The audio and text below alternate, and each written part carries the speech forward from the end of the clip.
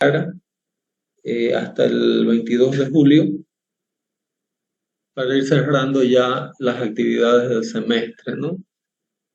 Bueno, entonces el cuarto ejercicio dice diseñar una zapata, también con P1 de 20 por 130 centímetros, 1300 kilonewtons de peso, P2 de 20 por 100 y 1500 kilonewtons de peso, distanciados 250 centímetros en la horizontal, 75 centímetros en la vertical, y aquí tenemos también línea divisoria de vecino. Entonces, la forma de hacerlo esto es con una zapata asociada, calculando el centro de gravedad. En este caso, está a 1,64 m de la línea de vecino. Y la idea es marcar dónde está, marcar la distancia, ¿no?, del borde a este punto y duplicarla, ¿no? Entonces, en ese sentido, tendríamos una longitud de 3,28 centímetros o de 3,30, ¿no? Y en base a la carga y a la capacidad admisible de 30 kilonewtons por metro cuadrado, hacemos el cálculo del ancho B de 2,85 m y con eso queda resuelto este problema. El siguiente ejercicio dice, para las columnas indicadas, P1 de 30 por 100 y P2 de 50 por 50, proyectar una zapata asociada con Q admisible de 300 kilonewtons por metro cuadrado. Aquí podríamos hacer una zapata asociada rectangular,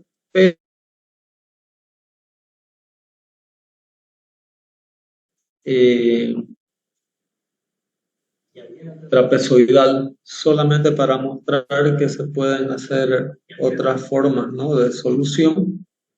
Entonces, Y, nuevamente aquí tenemos línea de vecino, calculamos el centroide, ¿no?, para estas dos cargas de 2.400 y 2.000 kilonewtons, y en función a la tensión admisible calculamos el área requerida, que es de 14,7 metros cuadrados. En este caso, se ha optado, ¿no?, por usar una zapata con forma trapezoidal, asumiendo que la relación C, que sería el ancho mayor, sea de 3y, ¿no? Entonces, con esta relación se obtiene para seno mayor a 3y, 366 centímetros, y se reduce a 330, y con esto se calcula esta relación de A más B entre el lado mayor y lado menor de la zapata trapezoidal, ¿no? Entonces, con eso se obtienen a través de estas expresiones el valor para Y, el valor para A más B, y de ahí se puede obtener A. Se habría podido también dimensionar la zapata, ¿no?, en este caso de manera rectangular, pero este ejercicio es para mostrar que también se podría trabajar con una zapata trapezoidal. Por Yosel está en el audio. Jocelyn. Entonces, esto sería, ¿no?, la forma de proyectar una zapata de esta manera, un tanto rara, pero solamente para mostrar que también puede hacerse, principalmente a que este largo, ¿no?, de zapata es mayor que este otro, pero podría haberse usado las expresiones de calcularla simplemente de forma rectangular.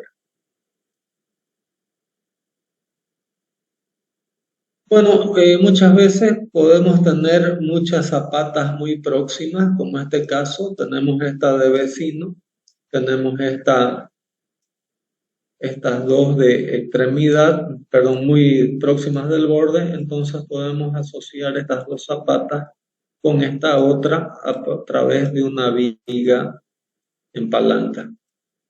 Entonces eso es lo que está mostrando este ejercicio. P1 1600 kilonewtons, P2 1400 kilonewtons y P3 1600 kilonewtons. Entonces podemos ver dónde está el centro de gravedad de estas dos zapatas y asociarlas al centro de gravedad a través de una viga en palanca. Distancia 430 centímetros a la primera, 50 centímetros a la segunda. Distancia vertical entre esta primera, 95 centímetros.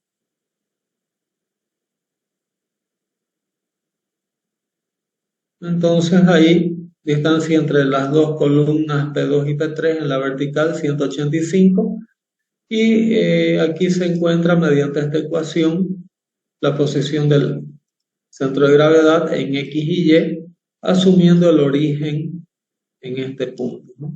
Entonces con eso obtenemos las coordenadas del centro de gravedad en X y Y, que estaría en este punto, y ahí trabajamos esto como una zapata única para ambas. Dimensionamos esta zapata, qué tamaño debería tener para la columna P3 y para la columna P2, y después asociamos la viga de equilibrio con esta zapata. ¿Me están acompañando? Este es raciocinio. ¿Alguna pregunta o duda hasta aquí?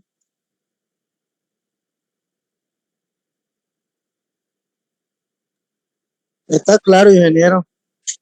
Ok, gracias, Julio César. Gracias, Juan Marcos.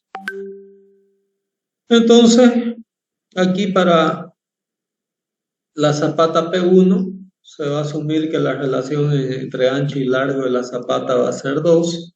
Por lo tanto, el área de la zapata sería 2b cuadrado, que nos da 5,33 metros cuadrados, ¿no? Y sustituyendo obtenemos 1,65 m para A, y sería algo de 0,82 y medio, ¿no? Para A. Entonces aquí ya tenemos la dimensión de la zapata P1, la excentricidad, ¿no?, de la zapata sería 165 menos el ancho de la zapata, que es 20 centímetros sobre 2, lo cual nos da una excentricidad entre la columna y la zapata de 72,5 centímetros, ¿no? Esta sería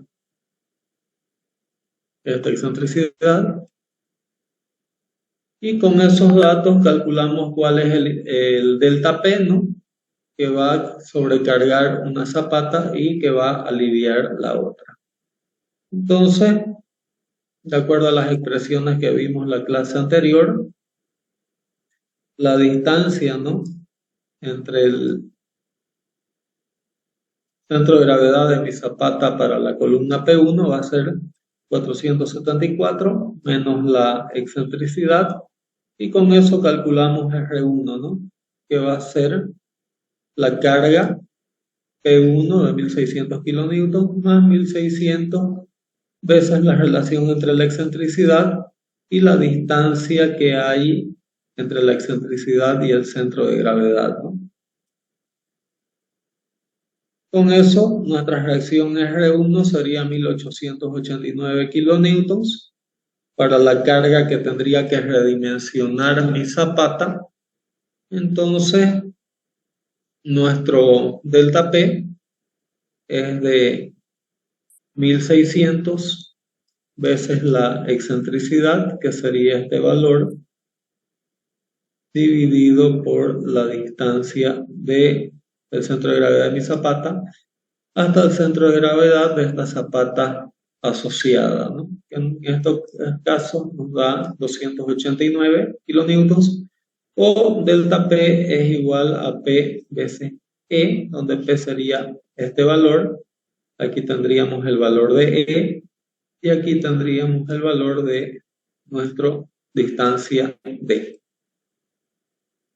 Entonces con eso calculamos nuestro delta P, nuestro R1 y el valor de la carga para la cual tendríamos que dimensionar nuestra zapata para P2 y P3. Entonces va a ser, nuestro valor de R2 va a ser P2 más P3 menos delta P sobre 2, con lo cual nos lleva a un valor de 2855 kilonewtons. El área para la zapata asociada sería de 2855 sobre 300, que nos da un área de 9.51 centímetros cuadrados. Si adoptamos un ancho, esto es a criterio ya del proyectista, si adoptamos un ancho de 3,80 metros, se obtiene un ancho de 2,50 metros para nuestra zapata asociada para los pilares o columnas P2 y P3. Entonces esa sería nuestra solución para el ejercicio 6. ¿Quedó entendido? ¿Alguna pregunta hasta aquí? ¿Duda?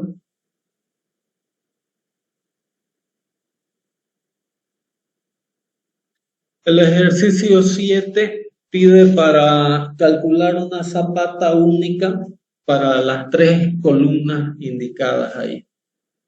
Entonces, aquí tenemos estas 3 columnas y lo que tenemos que hacer es primeramente calcular el centro de gravedad para esta sección rectangular, que es este eje de simetría, calcular para esta columna en L, dónde está el centro de gravedad de esta columna, y lo mismo para esta otra. Y con estos 3 centros de gravedad, calcular, por ejemplo, un origen que aquí se ha tomado como siendo XY, y en base a este origen XY, ver cuál sería el centro de cargas equivalentes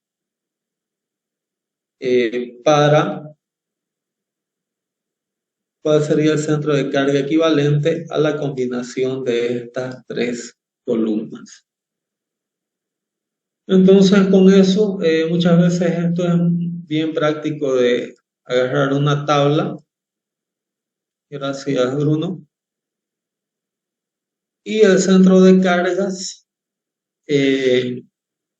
para la columna P2 aquí sería tomando como sistema de origen este punto, se calcula el centro de carga para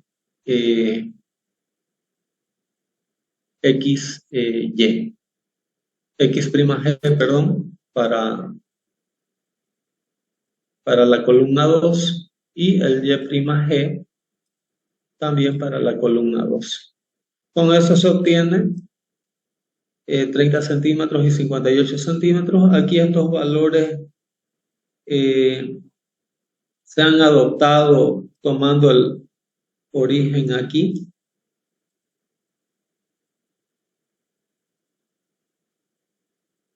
Tanto es que ahí muestra X', 30 centímetros y Y', 58 centímetros. Entonces, para la P2, ahí estos cálculos, las coordenadas están con relación aquí a este punto. ¿Ok? Entonces, con eso obtenemos la posición de ese punto azul para P2.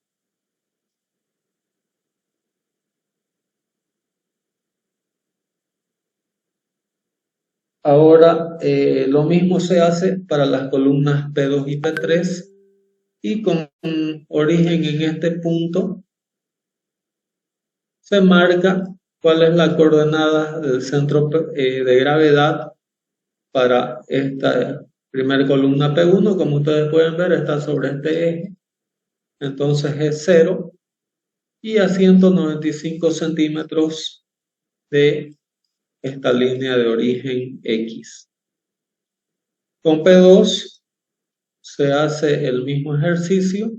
Sabíamos que este XG valía 30 más 190, nos da este valor de 220. Y Y' en relación a este origen da 58 centímetros, ¿no? La columna P3A, en vez de trabajar con una columna L, se ha descompuesto esta columna en dos partes, porque aquí, solo para mostrar que la columna P3A recibe 700 kilonewtons y la P3B 1000 kilonewtons. Entonces, usando el mismo criterio, el centro de gravedad de esta columna está por acá más o menos. Perdón, en este caso, el centro de gravedad de esta columna está en el plano de simetría, ¿no? Y aquí también está en este plano de simetría. Entonces, tomando estos centros de gravedad, el centro de gravedad de la columna P3A está a 315 del eje X y a 215 centímetros del eje Y. Ya la columna P3B está a 350 centímetros del eje X y 280 centímetros del eje Y. Entonces, con todas estas coordenadas y el valor de las cargas en cada columna, se obtiene el centro de cargas, ¿no? El cual se obtiene a través de la sumatoria, ¿no? De la carga y a través de esta expresión, ¿no? Multiplicando en relación a X cada carga versus su distancia en que actúa, y lo mismo para el eje Y. Entonces, con base en esto, se obtiene que el centro de cargas es de 195.5 centímetros de X y 145.5 centímetros de Y.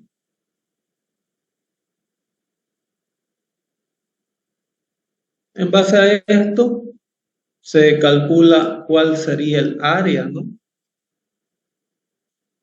Dividiendo esta carga por la tensión admisible del suelo, nos da 25.2 metros cuadrados. Se puede adoptar aquí cualquier área. Aquí el arte, ¿no?, de esta solución es hacer coincidir el centro de gravedad de mi losa con el centro de gravedad de el conjunto de cargas, ¿no? Aquí esto se puede hacer a partir del centro de gravedad de cargas, que es este de aquí, como pueden ver, 145.5 y 195.5, que son estos valores de acá. Con esta relación se puede adoptar un área de 25 metros cuadrados, que es 505, que incluye las tres zapatas, como ustedes pueden ver aquí. También se hubiera podido hacer de 460 por 5 y algo, pero siempre cuidando que el centro de gravedad de la losa de fundación coincida con mi centro de carga y que todas las columnas queden incluidas dentro de esa losa. ¿Ok? Aquí tenemos el caso de una situación donde tenemos dos columnas sobre línea de vecino. Entonces, P1 con 1000 kilonewtons, P2 con 1200 kilonewtons. No queda otra de hacer que una viga, que ambas se equilibren, ¿no?, a través de una viga de equilibrio. Y se pueden usar una relación tal que AC igual a 2B. Y en este caso se tiene la peculiaridad que delta P es igual a 0, porque ambas se autoequilibran entre sí. En este caso, asumiendo esta situación, que A es igual a 2B, se puede obtener que B1 es P1 sobre 2Q admisible raíz y B2 es P2 sobre 2Q admisible raíz. Entonces, a partir de estas relaciones podemos obtener el dimensionamiento a través de viga de equilibrio para ambas vigas, ambas columnas, perdón, ¿no? Entonces, aquí vamos a tener esta peculiaridad E1 y E2, P1 y P2. R1 va a estar dado por P1 más delta P1 menos delta P sobre 2, y R2 va a estar dado por P2 más delta P2 menos delta P1 sobre 2. Donde delta P1 sobre 2 es un medio de P1 veces E1 sobre D, de esta distancia, ¿no?, entre estos dos centros de gravedad de mis zapatas. De manera análoga, delta P1 sobre 2 va a ser un medio de P1 veces E1 sobre D. Y con estas relaciones calculamos R1 a través de esta expresión y calculamos R2 a partir de esta otra expresión. Entonces aquí es simplemente sustituir, ¿no?, los valores geométricos para esta situación.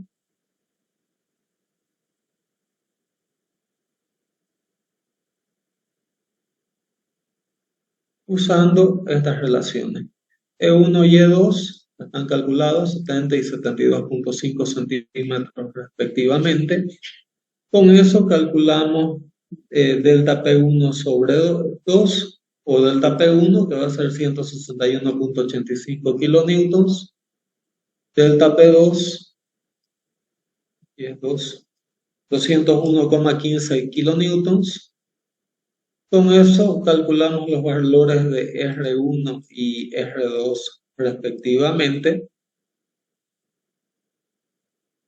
Y en base a esos valores y a la tasa de resistencia del suelo o tensión admisible en el suelo, hacemos el respectivo dimensionamiento, ¿no?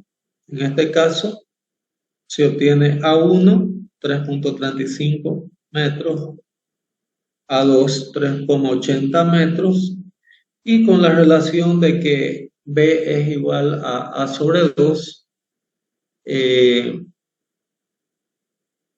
obtenemos los respectivos anchos para cada zapata, y aquí tenemos la unión de ambas a través de una viga de equilibrio. ¿Ok? ¿Entendido? Ingeniero, esto más que todo son ejercicios de aplicación, ¿no? Sí, exactamente. Porque no estamos encontrando, digamos, los factores de forma, de carga, todo eso no estamos encontrando ahorita, ¿no? Se supone que ya se tomó en cuenta para calcular este valor de coadmisible. ¿Ok? Listo, listo. Ya de ahí es lo demás, ¿no? Lo que sí. Sí, exactamente. Sería ya más cuestión de dimensionamiento y de situaciones ya de proyecto, ¿no? Esta es una rutina para cómo calcular los momentos flectores que van a ir en mi viga de equilibrio. Entonces aquí les dejo todo el ecuacionamiento que obedece a las cargas de estática, ¿no?, para ver cómo calcular esos valores. Aquí están el ecuacionamiento para saber cuál va a ser el momento máximo que va a haber sobre esta viga, que va a ser un momento negativo, ¿no? Va a ser más o menos así. Ahí están las expresiones para calcular los momentos, que ustedes después para calcular las armaduras en estas zapatas lo van a ver en la materia de hormigón. ¿Ok? Ingeniero, esos PDF que envió al grupo antes de la clase, eso, de ahí están estos ejercicios. En el libro de Urbano, Fundaciones de Urbano Alonso. ¿Ok? Ya, gracias, ingeniero. Ok, gracias, Julio César. Bueno, entonces, para asimilar mejor todo lo que hemos visto en el semestre, vamos a hacer el proyecto individual, que lo voy a comentar ahora. la idea es que ustedes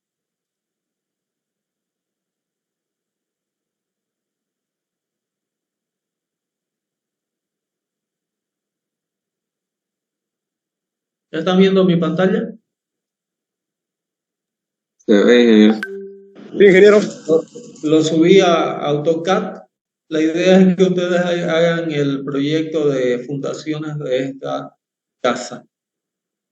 Entonces tienen ahí el nombre de las columnas, las dimensiones. Quien sepa AutoCAD lo puede hacer en AutoCAD. Quien no lo puede hacer a diseño a mano alzada, pero tiene que ser un dibujo técnico que tienen que entregar. ¿Ok? Entonces, aquí ustedes tienen el nombre de cada columna.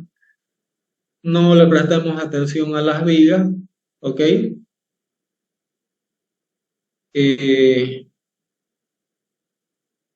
Y la idea es que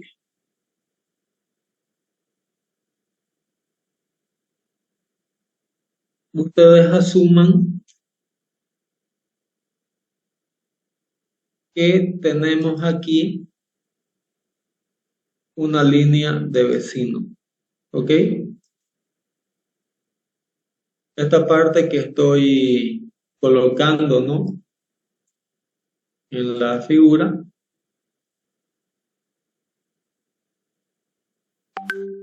Esa línea amarilla que tienen ahí es mi línea de vecino.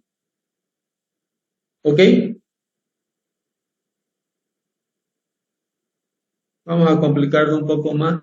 La línea de vecino va a ser todo ese perímetro.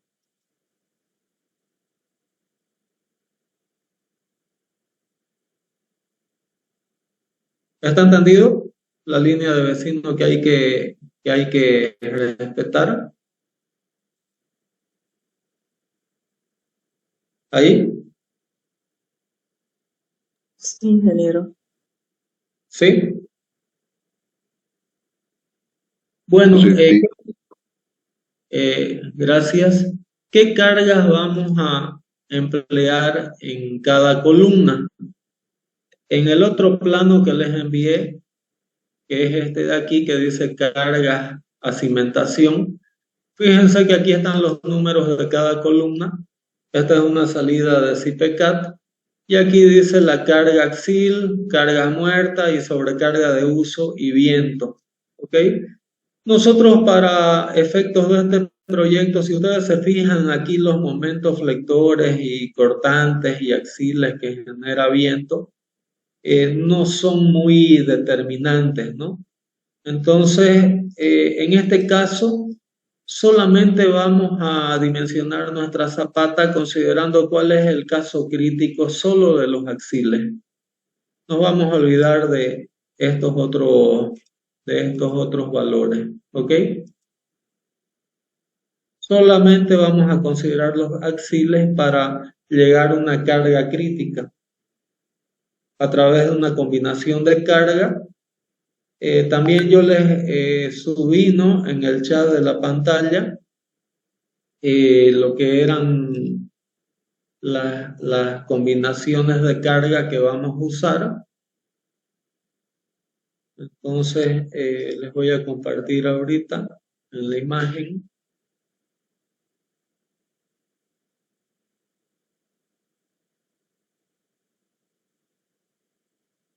¿Están acompañando lo que hay que hacer? Sí, ingeniero. Sí, ingeniero. No sé si están viendo las combinaciones de carga que vamos a emplear.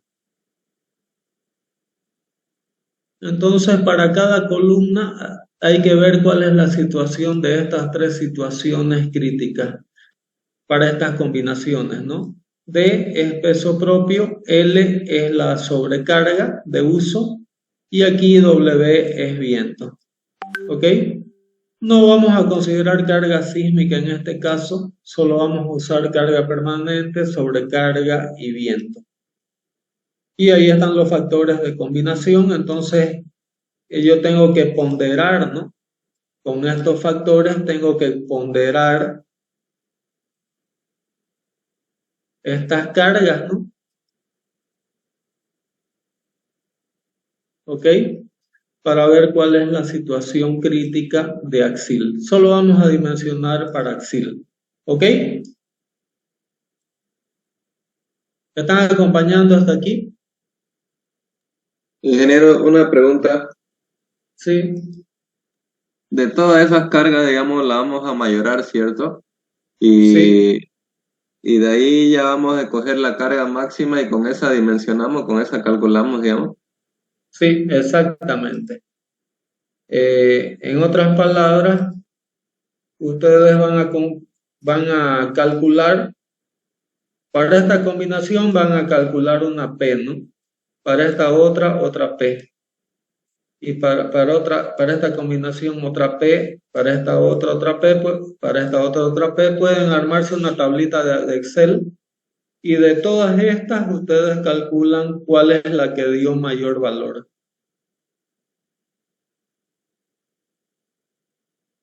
Y con esa ustedes dimensionan. ¿Ok? Tenemos que dimensionar para cada columna. Para cada columna.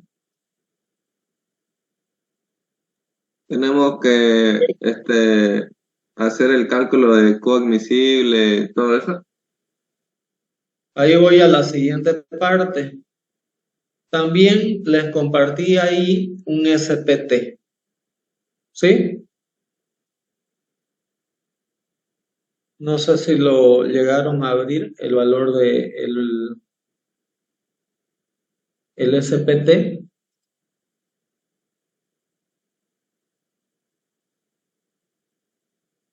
Solo un minuto.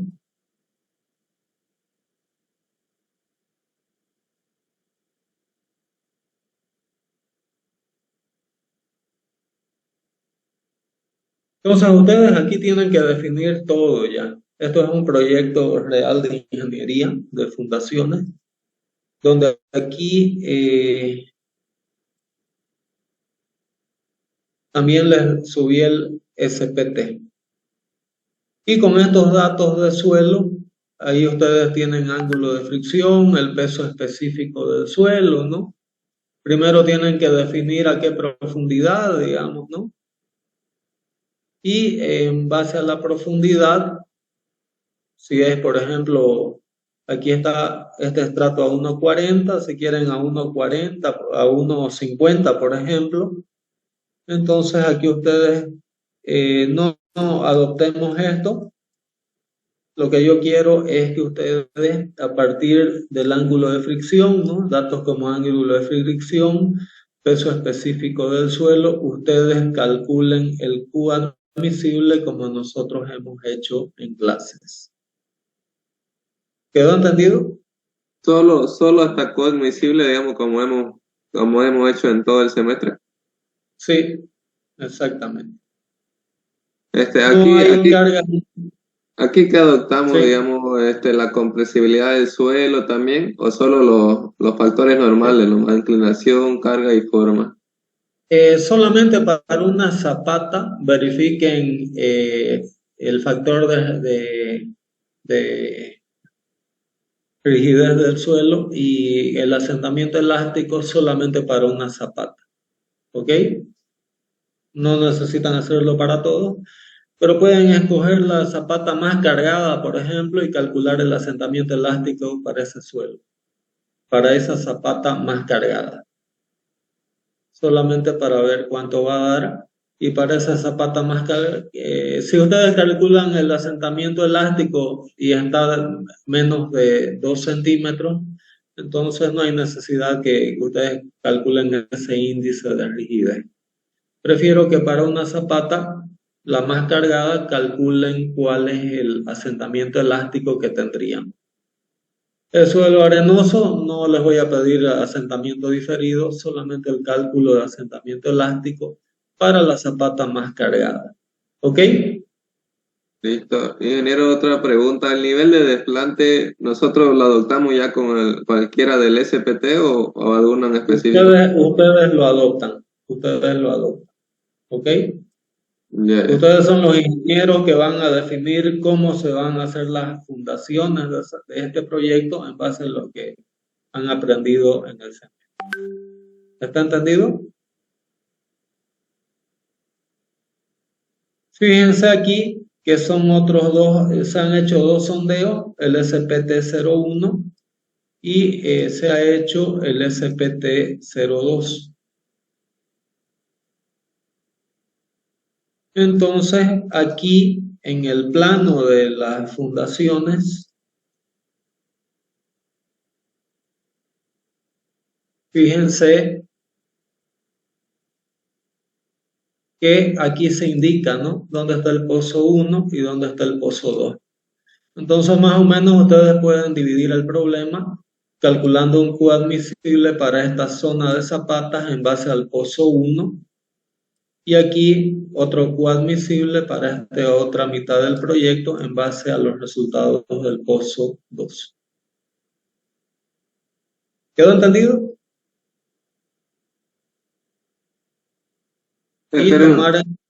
Y tomar en cuenta que nuestra línea de vecino es esta, ¿no? ¿Ok? Un ratín lo que dijo sobre los pozos, ingeniero, por favor. Aquí tenemos el pozo 1, el pozo 2, perdón, y aquí tenemos el pozo 1. Entonces podemos trabajar esta parte, por ejemplo, con Q admisible del pozo 1 y esta otra parte con Q admisible del pozo 2. ¿Quedó entendido? Está bien, está bien. Perfecto, entonces denle una pensada durante el fin de semana y vayan haciéndolo el proyecto. La idea es que entreguen hasta el 22 de julio. ¿Ok? ¿En AutoCAD le entregamos las columnas o solo qué le entregamos ahí? El diseño. El proyecto completo. Proyecto completo. Y los cálculos Con del diseño, combustible y todo eso. como hemos hecho en el semestre. ¿Ok? ¿A mano o impreso igual, digamos? Como prefieran, siempre y cuando sea legible. ¿Ok? Está bien, está bien. Ok, perfecto. Y continuamos el día lunes. Muchas gracias por tu participación y lunes continuamos. Entonces, Hasta luego, ingeniero. Hasta luego, Inge. Gracias, hasta luego. Buen fin de semana y hasta el día lunes. Gracias.